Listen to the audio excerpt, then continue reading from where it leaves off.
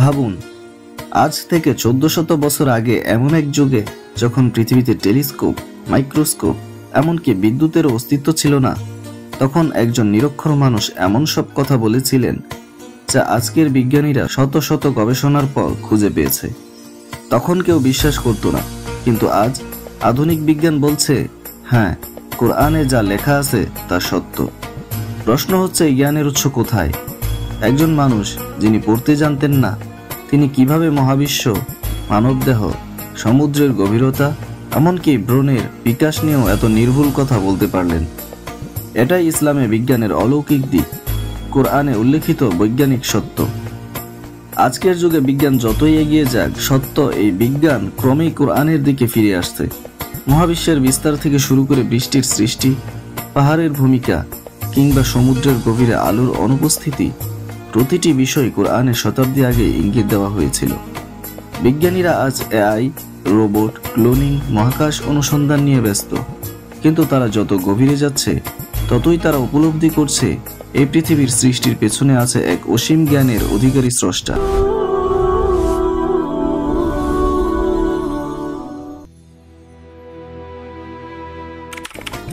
প্রথম বৈজ্ঞানিক সত্য, মহাবিশ্বের বিস্তার। বিংশ শতাব্দীর শুরুতে বিজ্ঞানী এডউইন হাবল টেলিস্কোপে পর্যবেক্ষণ করে দেখেন মহাবিশ্ব ক্রমাগত প্রসারিত হচ্ছে, অর্থাৎ গ্যালাক্সিগুলো একে অপরের থেকে দূরে সরে যাচ্ছে, যেন পুরো মহাবিশ্ব ফুলে উঠছে। এটাই হলো এক্সপান্ডিং ইউনিভার্স থিওরি, যার ভিত্তিতেই আজকের বিগ ব্যাং মডেল। কিন্তু কোরআনে এই সত্যটি 1400 বছর আগেই বলা হয়েছিল। এবং আকাশকে আমি নিজ হাতে নির্মাণ করেছি এবং আমি এর সম্প্রসারণ করছি। সূরা আয-যারিয়াত। বিস্ময়কর, তাই না? যে সময় মানুষ ভাবত আকাশ স্থির, তখন কোরআন বলেছিল আকাশ বা মহাবিশ্ব ক্রমাগত বিস্তৃত হচ্ছে। আজ বিজ্ঞান সেটাই প্রমাণ করেছে। তাহলে কোরআন কি সত্যিই এক অলৌকিক গ্রন্থ নয়? দ্বিতীয় বৈজ্ঞানিক সত্য, পানির উৎস থেকে জীবনের সৃষ্টি। বিজ্ঞান বলে জীবনের সূচনা পানির মাধ্যমেই। মানবদেহের প্রায় 70% পানি। উদ্ভিদ থেকে প্রাণী, সবকিছুর জীবনী শক্তির মূল হলো পানি। আর কোরআনে আল্লাহ তাআলা বলেন, যারা কুফরি করে তারা কি ভেবে দেখে না যে আসমান ও জমিন একযোগে মিশেছিল, অতঃপর আমি উভয়কে পৃথক করে দিয়েছি এবং প্রতিটি জীবন্ত সত্তাকে পানি থেকে সৃষ্টি করেছি, তবুও কি তারা আমার উপর বিশ্বাস স্থাপন করবে না? এটাই পৃথিবীর জীবনের মৌলিক ভিত্তি। আজ বিজ্ঞানীরা যখন অন্য গ্রহে প্রাণের খুঁজে যায়, তখন প্রথমে খুঁজে জল, কারণ যেখানে পানি আছে সেখানে জীবের সম্ভাবনা। কোরআন 1400 বছর আগেই এই বৈজ্ঞানিক সূত্র ঘোষণা করেছে। তৃতীয় বৈজ্ঞানিক সত্য, পাহাড়ের ভূমিকা। পৃথিবীর ভারসাম্য রক্ষাকারী স্তম্ভ। আমরা সাধারণত পাহাড়কে শুধুমাত্র উঁচু জমি বা পর্বত হিসেবে দেখি, কিন্তু বিজ্ঞান বলে পৃথিবীর স্থিতিশীলতা বা ভারসাম্য রক্ষার পেছনে পাহাড়ের ভূমিকা অত্যন্ত গুরুত্বপূর্ণ। কারণ পাহাড়ের নিচে বিশাল অংশে শিকড়ের মতো গঠন থাকে, যা পৃথিবীর ভূত্বককে স্থির রাখে।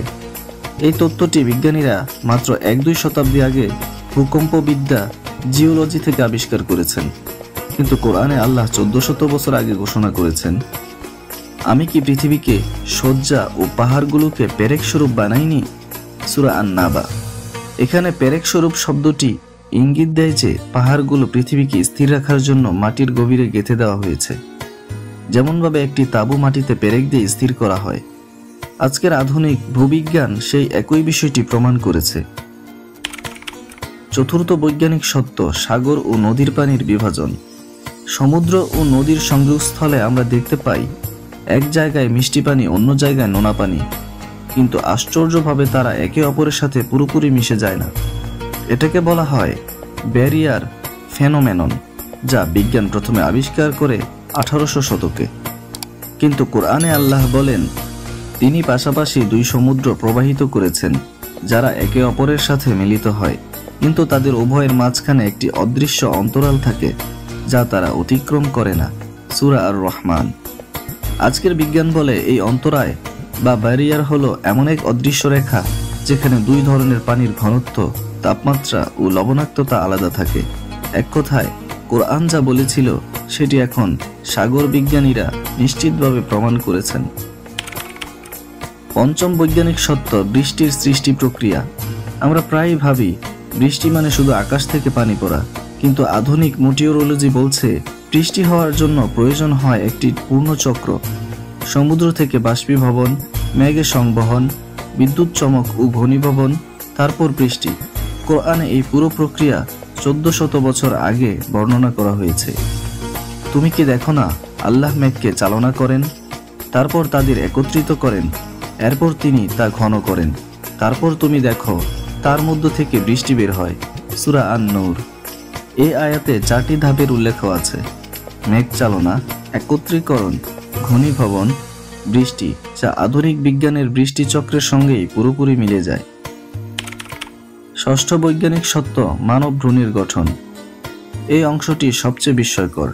কোরআনে আল্লাহ বারবার মানুষের সৃষ্টি সম্পর্কে বলেছেন, মাটির নির্যাস থেকে, তারপর পানির এক ফোঁটা থেকে, এবং ধীরে ধীরে একটি পূর্ণাঙ্গ মানবরূপে বিকাশ লাভ করে। আমি মানুষকে সৃষ্টি করেছি মাটির নির্যাস থেকে, তারপর তাকে করেছি এক ফোঁটা শুক্রাণু, তারপর সেই ফোঁটাকে জমাট রক্তে পরিণত করেছি, এরপর সেই জমাট রক্তকে করেছি এক খণ্ড মাংসপিণ্ড, তারপর মাংসপিণ্ড থেকে হাড় সৃষ্টি করেছি, এরপর হাড়ের উপর মাংসের আস্তরণ দিয়েছি, তারপর তাকে করেছি অন্য এক সৃষ্টিতে পরিণত। সূরা আল-মুমিনুন। এই আয়াতে মানুষের বিকাশের প্রতিটি ধাপ বৈজ্ঞানিকভাবে বর্ণনা করা হয়েছে, যা আধুনিক গবেষণার সঙ্গে হুবহু মিলে যায়। বিশ্ববিখ্যাত কানাডিয়ান বিজ্ঞানী ডক্টর কিথ মুর, যিনি মানব ভ্রূণবিদ্যা বিষয়ে বিশ্বনেতা, তিনি বলেন, কোরআনের বর্ণনা এতটাই সঠিক যা তখনকার যুগে কোনো মাইক্রোস্কোপ ছাড়াই জানা সম্ভব ছিল না। তিনি পরবর্তীতে ইসলামের প্রতি শ্রদ্ধা জানিয়ে বলেন, এই তথ্য শুধুমাত্র সৃষ্টিকর্তা থেকেই আসতে পারে। সপ্তম বৈজ্ঞানিক সত্য, জলবায়ু পরিবর্তন ও মানুষের ভূমিকা। আজ বিশ্ব জলবায়ু পরিবর্তন নিয়ে আতঙ্কে আছে। গ্লোবাল ওয়ার্মিং, সমুদ্রপৃষ্ঠের উচ্চতা বৃদ্ধি, তাপমাত্রার অস্বাভাবিকতা ইত্যাদি। মানুষের শিল্পায়ন, অতিরিক্ত দূষণ, বন ধ্বংস, এসবের কারণে প্রকৃতি প্রতিশোধ নিচ্ছে। কোরআন বহু আগে সতর্ক করেছিল, মানুষের কৃতকর্মের কারণে স্থল ও জল উভয় ক্ষেত্রে বিপর্যয় ছড়িয়ে পড়েছে, যেন আল্লাহ তাদেরকে তাদের কর্মের শাস্তি আস্বাদন করাতে পারেন এবং তারা তাদের ভুল বুঝতে পারে ও ফিরে আসে। সূরা আর-রুম। এই আয়াত স্পষ্ট করে বলে, প্রাকৃতিক বিপর্যয় মানুষের নিজস্ব কর্মের ফল। আজ বিজ্ঞানীরা যখন জলবায়ু পরিবর্তনের দায়ে মানুষের কর্মকাণ্ডকে চিহ্নিত করেছে, তখন কোরআন 1400 বছর আগেই সেই বার্তা ঘোষণা করেছিল। অষ্টম বৈজ্ঞানিক সত্য, কৃত্রিম বুদ্ধিমত্তা, এআই ও কোরআনের দৃষ্টিভঙ্গি। বর্তমান যুগে কৃত্রিম বুদ্ধিমত্তা, এআই পৃথিবীকে নতুন এক বিপ্লবে নিয়ে যাচ্ছে। মানুষ নিজেই এমন বুদ্ধিমান যন্ত্র তৈরি করছে যা কথা বলে, সিদ্ধান্ত নেয়, এমনকি অনুভূতিও অনুকরণ করতে পারে। কিন্তু একে কি জীবন বলা যায়? না, কারণ জীবনের মূল শর্ত আত্মা। কোরআনে আল্লাহ তাআলা বলেন, তারা তোমার কাছে আত্মা সম্পর্কে জিজ্ঞেস করে, বলো, আত্মা হলো আমার প্রভুর আদেশের বিষয়, আর তোমার জ্ঞানের পরিমাণ খুবই অল্প। সূরা আল-ইসরা। এআই যতই উন্নত হোক, সেটি কখনো আত্মাসম্পন্ন মানুষ হতে পারবে না। নবম বৈজ্ঞানিক সত্য, পৃথিবী ও মহাবিশ্বের সূচনা। আজকের বিজ্ঞান বলছে মহাবিশ্ব এক বিশাল বিস্ফোরণের মাধ্যমে সৃষ্টি হয়েছে, যেখানে আগে সবকিছু একসাথে যুক্ত ছিল, পরে বিস্তৃত হয়ে আজকের এই গ্যালাক্সি, তারা, সূর্য, চাঁদ ও পৃথিবী তৈরি হয়েছে। কোরআনে আল্লাহ বলেন, যারা অস্বীকার করে তারা কি দেখে না যে আসমান ও জমিন একসাথে সংযুক্ত ছিল, তারপর আমি তাদের পৃথক করেছি। সূরা আল-আম্বিয়া। আজ আমরা এমন এক যুগে বাস করছি যেখানে মানুষ চাঁদে গেছে, মঙ্গল গ্রহে রোবট পাঠিয়েছে, এমনকি কৃত্রিম বুদ্ধিমত্তা দিয়ে নিজের মতো করে চিন্তা করতে পারে এমন যন্ত্র তৈরি করেছে। আমরা বিজ্ঞানে অগ্রসর, প্রযুক্তিতে উন্নত, কিন্তু এক অদ্ভুত শূন্যতা আমাদের ঘিরে ধরেছে। আমরা জানি কিভাবে কিছু ঘটে, কিন্তু জানি না কেন ঘটে। আমরা সৃষ্টির রহস্য উদ্ঘাটন করতে পারি, কিন্তু স্রষ্টার পরিচয় ভুলে যাচ্ছি। ঠিক এই জায়গায় কোরআনের বার্তা আমাদের থামিয়ে দেয়। তোমরা কি চিন্তা করো না? তোমরা কি দেখো না? তোমরা কি বোঝো না? কোরআন শুধু নামাজ, রোজা বা হজের বিধান নয়, এটা একটা পূর্ণাঙ্গ জ্ঞানের বই, যেখানে মানব জীবনের প্রতিটি বিষয় নিয়ে চিন্তার আহ্বান জানানো হয়েছে। এটি মানুষকে শুধু আধ্যাত্মিকভাবে নয়, বৈজ্ঞানিকভাবে চিন্তা করতে উৎসাহিত করে। বিজ্ঞানের সীমা ও স্রষ্টার অসীমতা।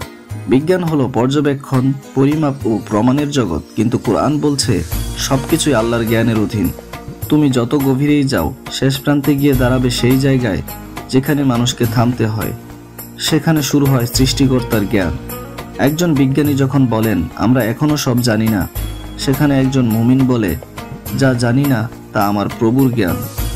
কোরআন বিজ্ঞানকে অস্বীকার করেনি, বরং বিজ্ঞানের মূলে যে জ্ঞানের উৎস তা আল্লাহর দান, এটাই ইসলামের বার্তা।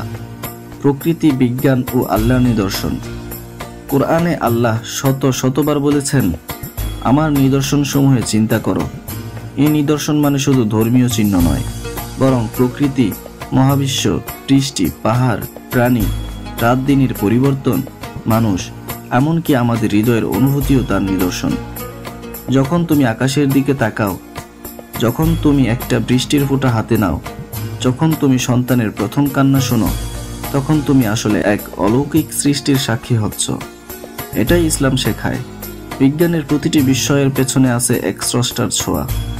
আজকের বাস্তবতা, প্রযুক্তি আছে তবুও অশান্তি। আজ মানুষ প্রযুক্তিতে উন্নত, কিন্তু অন্তরে অস্থির। আমরা স্পেস স্টেশনে বসে পৃথিবী দেখতে পারি, কিন্তু নিজের হৃদয়ের অন্ধকার দেখতে পাই না। আমরা কোটি কোটি টাকা খরচ করি মঙ্গল গ্রহে প্রাণ খুঁজতে, কিন্তু নিজের পাশের মানুষের প্রতি ভালোবাসা হারিয়ে ফেলেছি। কোরআনে বলে তারা আল্লাহকে ভুলে গেছে, ফলে আল্লাহও তাদের নিজেদের কথা ভুলিয়ে দিয়েছেন। সূরা আল হাসর। এটাই আজকের পৃথিবীর চিত্র। আমরা স্রষ্টাকে ভুলে গেছি, তাই নিজের পরিচয়ও হারাচ্ছি। কোরআনের সত্য প্রমাণিত হচ্ছে আজকের যুগেই। প্রতিটি নতুন বৈজ্ঞানিক আবিষ্কার কোরআনের এক একটি আয়াতের বাস্তব রূপ। যখন জ্যোতির্বিজ্ঞানীরা বলেন মহাবিশ্ব প্রসারিত হচ্ছে, তখন মনে পড়ে যায় সূরা আজ-জারিয়াতের সেই আয়াত। যখন সাগর বিজ্ঞানীরা বলেন নদী ও সমুদ্রের মধ্যে এক অদৃশ্য দেয়াল আছে, তখন মনে পড়ে সূরা আর রহমান। যখন জলবায়ুবিদরা বলেন মানুষের কর্মের কারণে প্রকৃতি ধ্বংস হচ্ছে, তখন মনে পড়ে সূরা আর রুম। যখন চিকিৎসকরা বলেন মানব ভ্রূণের বিকাশ ধাপে ধাপে ঘটে, তখন মনে পড়ে সূরা আল মুমিনুন। প্রতিটি বৈজ্ঞানিক সত্য আজ কোরআনের অলৌকিকতাকে প্রমাণ করছে। বিজ্ঞান ও ঈমান একসাথে চলার বার্তা। ইসলাম কখনো বিজ্ঞানের বিরোধী নয়, বরং ইসলামই সেই প্রথম ধর্ম যে মানুষকে জ্ঞান অন্বেষণের নির্দেশ দিয়েছেন। রাসূলুল্লাহ সাল্লাল্লাহু আলাইহি ওয়াসাল্লাম বলেছেন, জ্ঞান অর্জন করা প্রত্যেক মুসলমান পুরুষ ও নারীর উপর ফরজ। ইবনে মাজাহ। এখানে জ্ঞান মানে শুধু ধর্মীয় নয়, প্রকৃতি, চিকিৎসা, জ্যোতির্বিজ্ঞান, প্রযুক্তি সবই অন্তর্ভুক্ত। একজন মুসলমান যত বেশি জ্ঞানী হবে, তত বেশি সে আল্লাহর সৃষ্টির মাহাত্ম্য বুঝতে পারবে। তখন বিজ্ঞান তার ঈমানকে দুর্বল করবে না, বরং আরো দৃঢ় করবে। শেষে একটু ভাবুন, যখন আপনি একটি ফুলের ঘ্রাণ পান, আপনি কি কখনো ভেবেছেন কেন এই গন্ধ? যখন আপনি একটি শিশুর মুখে হাসি দেখেন, আপনি কি বুঝেছেন এটা কেবল রাসায়নিক প্রতিক্রিয়া নয়, এটা অনুভূতি যা আল্লাহ দিয়েছেন? যখন আপনি রাতের আকাশে অসংখ্য তারা দেখেন, আপনি কি কখনো অনুভব করেছেন এই শৃঙ্খলিত সৌন্দর্যের পেছনে কেউ আছেন? তিনি প্রতিটি কক্ষপথ নিখুঁতভাবে ঠিক করে দিয়েছেন। কোরআন সেই সৃষ্টিকর্তার পরিচয় দেয়, যিনি সবকিছুর স্রষ্টা, নিয়ন্ত্রক আর জ্ঞানের উৎস। বিজ্ঞান প্রমাণ করে কোরআন সত্য। আজ 1400 বছর পরও কোরআনের একটি আয়াতও পুরনো হয়ে যায়নি, বরং যত সময় যাচ্ছে তত নতুন নতুন বৈজ্ঞানিক আবিষ্কার সেই আয়াতগুলোকে সত্য প্রমাণ করছে। বিজ্ঞান এগিয়ে যাচ্ছে, কিন্তু কোরআন এক ধাপ আগেই আছে। এটাই ইসলামের মহিমা। বিজ্ঞান আমাদের শেখায় কিভাবে জিনিস কাজ করে, আর কোরআন শেখায় কেন সেই জিনিসগুলো বিদ্যমান। বিজ্ঞান আমাদের জ্ঞানে উন্নত করে, আর কোরআন আমাদের মানুষ হিসেবে পরিপূর্ণ করে। তাই জ্ঞান অর্জন করো, বিজ্ঞান শেখো, কিন্তু কখনো স্রষ্টাকে ভুলে যেও না। কারণ যে আল্লাহ আকাশ পৃথিবী সৃষ্টি করেছেন, তিনিই মানুষের মস্তিষ্কে জ্ঞান দিয়েছেন।